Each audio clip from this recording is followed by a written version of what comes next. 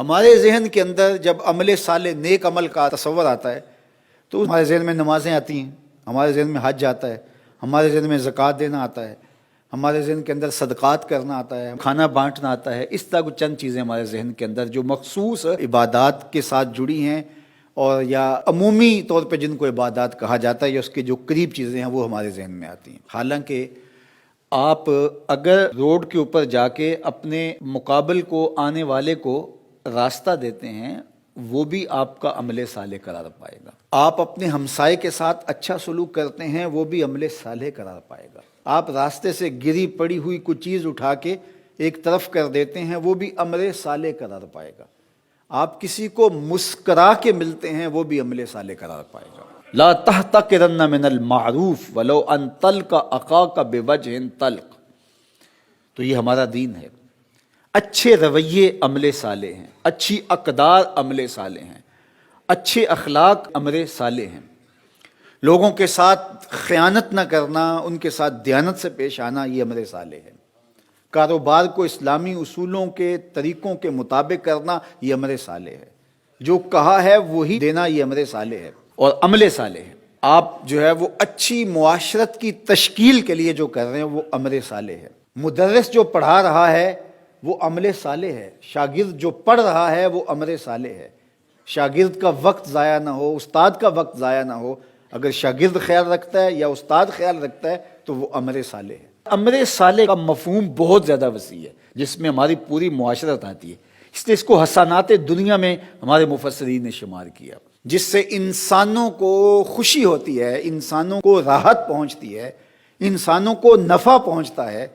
وہ کافر بھی ہوں اور ان کو بھی کوئی نفع پہنچتا ہے، آپ نے راستہ بہتر کر دیا اور اس سے کافر بھی گزرتا ہے، اس کو بھی فائدہ پہنچتا ہے، تو یہ عمل صالح قرار پائے گا۔ آپ کی زبان سے نکلا ہوا جملہ جس سے خیر پھوٹتی ہے اور معاشرے میں صالحیت کا نور پھیلتا ہے وہ بھی عمل صالح قرار پائے گا۔ آپ اپنی گاڑی کو صحیح کرواتے ہیں اور اس کا دھواں ماحول کے اندر آلودگی کا سبب نہیں بنتا تو وہ عمل صالح کے زمرے میں آئے گا۔ اور اگر آپ کی گاڑی کے دھوئیں سے ماحول میں آلودگی پھیلتی ہے تو وہ عمل بد کے زمرے میں آئے گا۔ اور ہم سمجھتے ہیں یہ تو کوئی بری بات ہے ہی نہیں۔ راستے میں اگر کوئی آپ چھلکا پھینک دیتے ہیں اور اس سے کوئی بندہ نہیں بھی پھسلتا، کسی کا اتفاقاً پاؤں نہیں بھی آتا ہے، لیکن وہ عمل بد کہلائے گا۔ اور اگر راستے میں گری ہوئی کوئی چیز اٹھا کے آپ ایک طرف کر دیتے ہیں تو وہ عمل صالح قرار پائے گا۔ آپ بیٹھتے ہوئے خیال کرتے ہیں کسی کا تو وہ عمل صالح قرار پائے۔ ہمارے دین کی تعلیمات دیکھیے، لہسن اور پیاز کھا کے مسجد میں آنے سے منع کیا گیا ہے۔ کیوں؟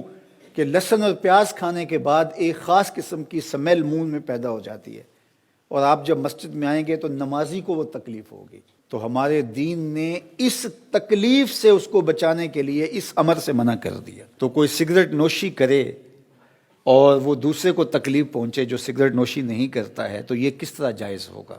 اعلیٰ حضرت امام اہل محبت علیہ رحمہ، اس زمانے کے اندر یہ بجلی تو نہیں ہوا کرتی تھی تو مسجدوں کے اندر دیے جلائے جاتے تھے۔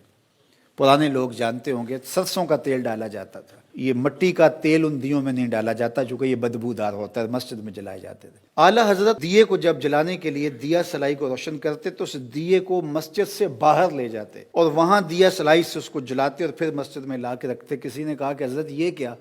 فرمایا یہ جو دیا سلائی ہے گندھک ہے اس کے مسالے کے اندر، اور جب اس کو جلایا جاتا ہے تو ہلکی سی بدبو پیدا ہوتی ہے۔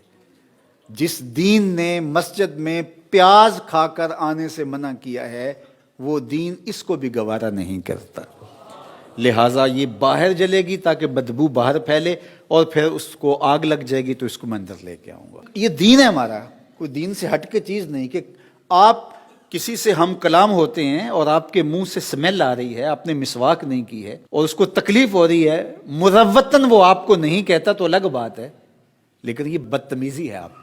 اگر آپ مجلس میں جانا چاہتے ہیں تو آپ کو اس کا خیال کرنا پڑے گا۔